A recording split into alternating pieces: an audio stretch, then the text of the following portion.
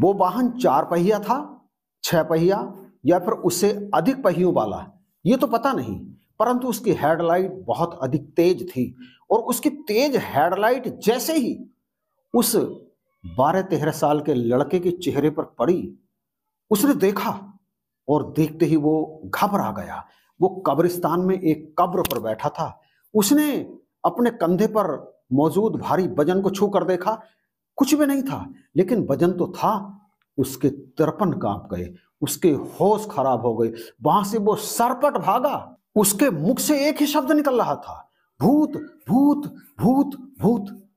प्यारे भाई बहनों, जो ईश्वर भक्त होते हैं ना, वो ईश्वर के नाम का निरंतर स्मरण करते हैं।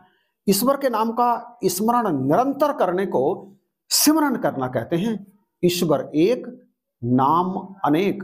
आप ईश्वर के अलग अलग धर्मों में, अलग अलग संप्रदायों में विभिन्न नाम देखते हैं, नाम सुनते हैं, नामों को जानते हैं, और वो सभी अलग अलग संप्रदायों वाले, अलग अलग धर्म वाले इस एक परम शक्ति को अपने अपने हिसाब से अलग अलग नामों से जानते हैं, और वो उन्हीं नामों से इसका स्मरण करते हैं, अर्थात सिमरन करते हैं।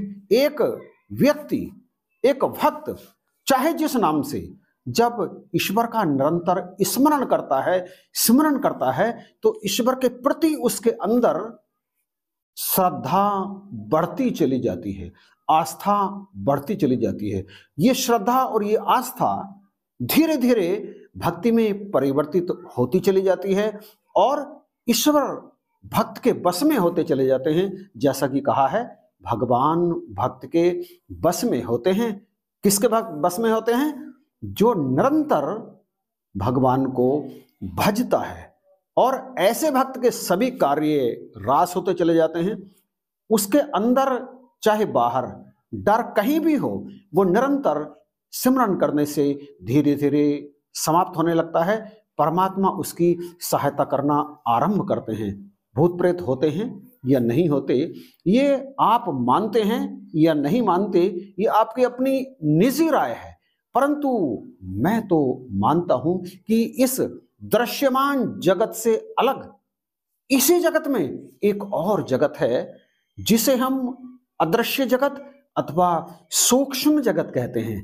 इस सूक्ष्म जगत में ऐसी बहुत सारी शक्तियां मौजूद हैं जिनका वर्णन तो आता है ग्रंथों में, लेकिन कई लोग उन्हें मानते नहीं हैं। इसके पीछे चाहे कारण जो भी रहा हो, एक ऐसी सत्य घटना मैं यहां पर आपके सामने प्रस्तुत करने वाला हूं, जो आप ना मानने वाले भी हैं मानने को मजबूर हो जाएंगे कि हाँ, किसी अदृश्य जगत में, किसी सूक्ष्म जगत में सूक्ष्म शक्तियां मौजूद रहती हैं जो दिखती नहीं है, कारण उनके पास पंचभौतिक शरीर नहीं होता। कोई 12-13 वर्ष का एक लड़का नाम आशु अपने हॉस्टल में रहता था।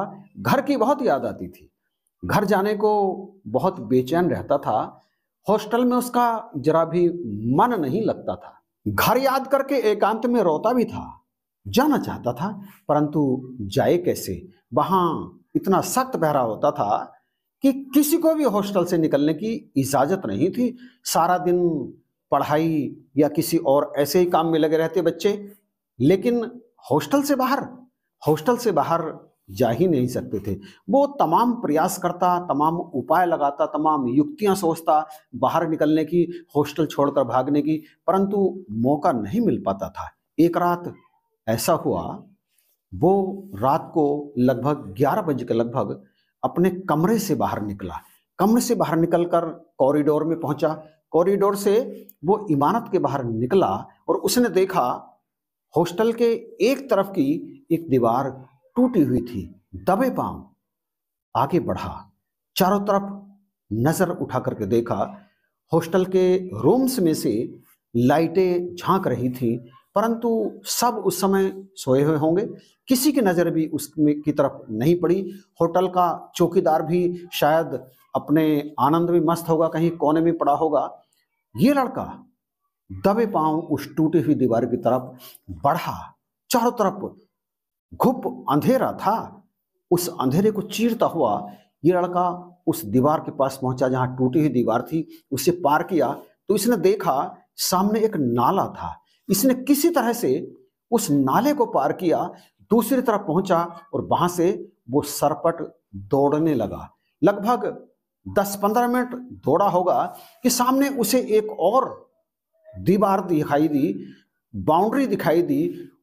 अधिक ऊंचाई नहीं थी उसकी, उसने उसे कूदकर छलांग लगाकर पार किया और उसके अंदर पहुंच गया। उसकी सांसें बड़ी तेज तेज चल रही थी, दिल तेजी से धड़क रहा था। सुस्ताने के लिए वहां वो एक पत्थरनुमा चीज पर बैठ गया, सुस्ताने लगा, अपनी सांसों को दुरुस्त करने लगा। काफी देर बैठा रहा, दिल की धड़कन सामान्य होने लगी, सांस भी उसकी कंट्रोल में आने लगी। एकाएक ही उसने नजर उठाकर चारों तरफ देखा। पेड़ खड़े थे, कुछ सूखे कुछ हरे। वो पेड़ ऐसे लग रहे थे जैसे भुतहा पेड़ हों। काली अंधेरी रात थी। कभी कभी क्योंकि सामने एक रोड था, उस पर कोई छोटा मोटा वाहन आ जाता था और उस वाहन की रोशनी में वो पेड़ और भी अधिक भुतहा लग रहे थे। उसे इस बात का जरा भी एहसास नहीं था कि वो इस समय एक कब्रिस्तान के अंदर मौजूद है और जिस पत्थर पर वो बैठा है वो पत्थर नहीं, वो किसी की कब्र है। कब्र उभरी हुई, उसे लगा पत्थर पर बैठा है, परंतु पत्थर नहीं था, वो कब्र थी। सांस दुरुस्त होने लगी थी। एकाएक ही उसे अपने कंधे पर किसी के हाथ रखे जाने का एहसास हुआ। वो डर गया। उसने सोचा मुझे ढूंढता हुआ हॉस्टल का चौकीदार यहां पर आ गया है। उसने पलट कर देखा, कोई भी नहीं था, लेकिन कंधे पर किसी के हाथ के होने की मौजूदगी का एहसास उसे अभी भी हो रहा था।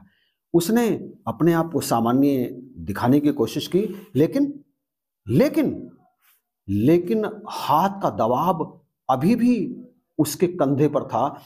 उसने छू करके देखा, कुछ दिखाई नहीं दिया, लेकिन दबाव लगातार महसूस हो रहा था।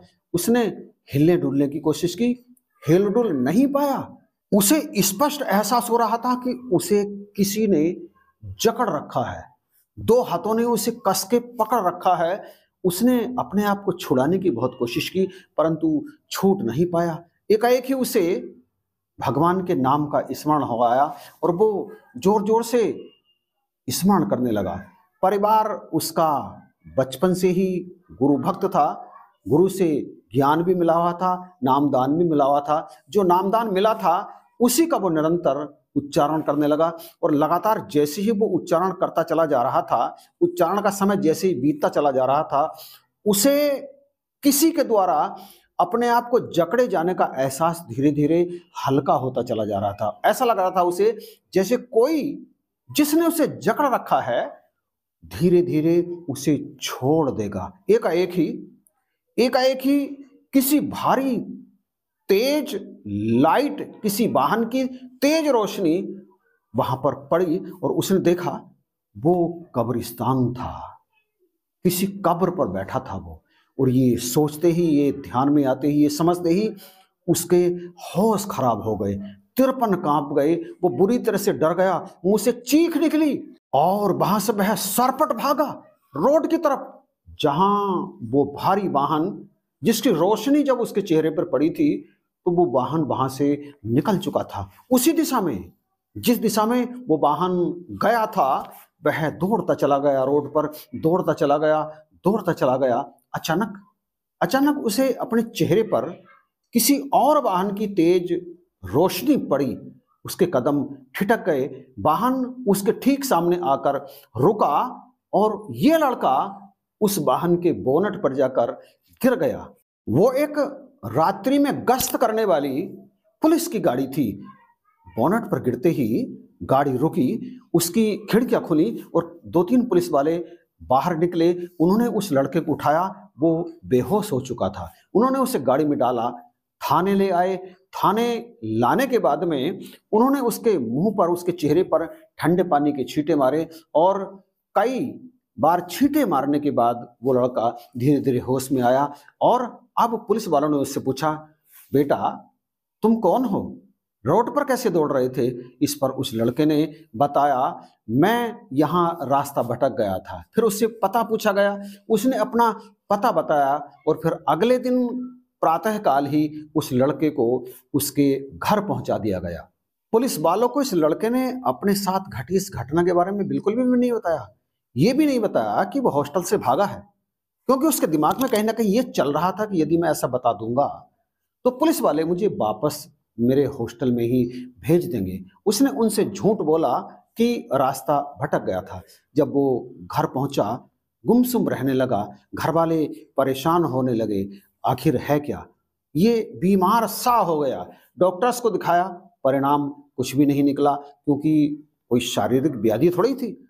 हाँ, एक दिन जब वह गुमसुम घर में बैठा था तो फिर इसके मामा ने एक दिन इससे पूछा और फिर इसने अपने साथ घटी पूरी घटना उन्हें बता दी। तब उन्होंने बड़ी गंभीरता से इस बच्चे को समझाते हुए कहा, बेटा, पहली बात तो तुम्हें हॉस्टल से भागना नहीं चाहिए था। यदि हॉस्टल में तुम्हारा मन नहीं लग रहा था तो हम में से किसी को बता देते। फिर उन्होंने आगे समझाते हुए कहा, जिंदगी में फिर कभी कोई ऐसा कदम घर वालों को बताए बिना मत उठाना। जहां तक तुम्हारे द्वारा परमात्मा का नाम सिमरने की बात है, तुम्हें बचपन में ही गुरु दीक्षा प्राप्त हो गई, तुम निरंतर भगवान के नाम का स्मरण कर रहे थे, तो वो जो भी नकारात्मक शक्ति थी वो शक्ति कम होती चली गई, क्योंकि प्रभु का नाम सबसे बड़ा है। प्रभु के नाम से बढ़कर कुछ भी नहीं है। प्रभु के नाम की शक्ति के सामने दुनिया की कोई भी शक्ति कभी टिक नहीं सकती। तुम इस सिमरन को, इस नाम को निरंतर स्मरण करते रहा करो। वो नकारात्मक शक्ति थी जो कब्रिस्तानों में अक्सर रहा करती हैं, इसीलिए तो सदा प्रभु के नाम का स्मरण करते रहना चाहिए, क्योंकि इस तरह की बुरी शक्तियां प्रभु नाम से दूर भागती हैं। प्रभु नाम का स्मरण करने वालों के पास भी नहीं फटकती। तुम बहुत ही भाग्यशाली हो, तुम बहुत ही बड़े मुकद्दर वाले हो जो तुम्हारे पास ये राम का नाम मौजूद है। आसू नाम के उस बालक ने ये घटना मुझे अभी कुछ दिन पहले बताई।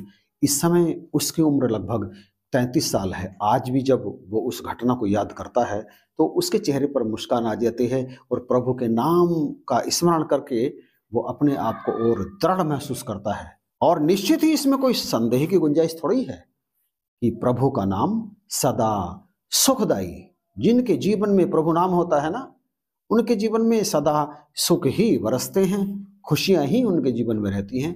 तो कृपा करो, बख्शिश करो।